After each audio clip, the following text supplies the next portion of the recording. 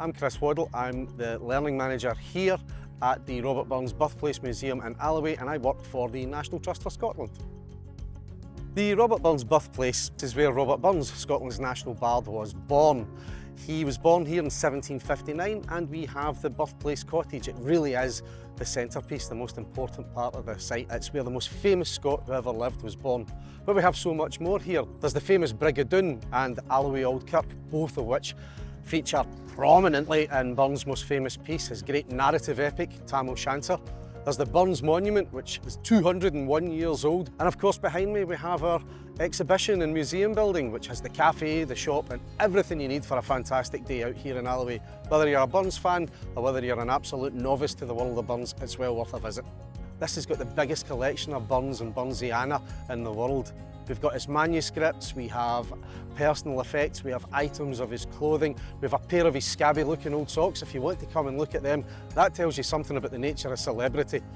If in 250 years' time your socks are in a museum, you know you've made it. That's why he's the most important Scot that's ever lived. And if looking at old manuscripts and old socks doesn't particularly float your boat, i.e. if you're a younger member of society, there's lots of great fun things here to do. We've got our summer programmes, we've got a fantastic learning programme. But even if you just want a bit of fun, we have our Scots Wha Hae play area just in the attractive gardens to the rear of the museum. We've recently launched our online search facility, which allows people who access it to look at over 2,500 different items that we've placed online. And we're able to do this thanks to the generosity of our funders, a member of our Patrons Club and the National Trust for Scotland Foundation, USA. My name's Ali Scott and I'm a Visitor Services Assistant here at Robert Burns Birthplace Museum, the National Trust for Scotland. I've always loved Burns. I've lived in Ayrshire all my life, so you learn them from a very young age. In primary school, we had Burns assemblies and you all learn a poem, and whoever recites it best in that class gets to perform it at the Burns Assembly. And I came second every single year, and it was the same person that beat me every single year. And then when I got this job and started doing my guided tours and reciting Burns to people from all over the world, my partner said to me, well, you can tell Adam, guess what I do now? The cafe's so popular, a lot of people come every day, get to see the same faces, get to know them. I know a lot of our regulars have made friends with the other regulars, and it's a nice wee thing for some of them in the morning to sit and chat with each other over their coffees.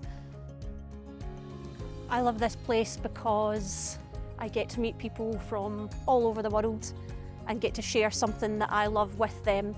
Such a pleasure to me. It's an absolute dream. My name's Luke Sargent. I am the head gardener here at the Robert Burns Birthplace Museum. So the most important green space I look after is the monument gardens here at the museum. It was built in 1823, so it's just celebrated its 200th anniversary. And it was designed by Thomas Hamilton to celebrate Burns and be the centre of Burns' country, that it was the inspiration behind his poetry. And we're trying to use the gardens to reflect Burns and his poetry in how we think that he would wanted us to. So in a very kind of loose and natural manner, slightly on the wild side perhaps, because we, as a Ploughman poet, we think that that's what he would have preferred to see as a landscape rather than as something that is a very strongly cultivated garden.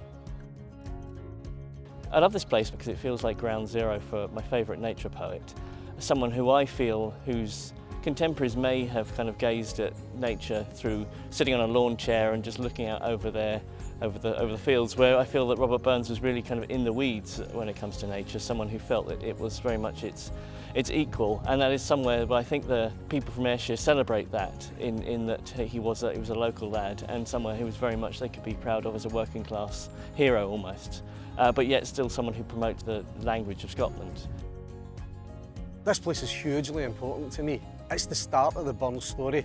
If you come here and you've never heard of Burns, an entire world of Scots culture gets opened up to you.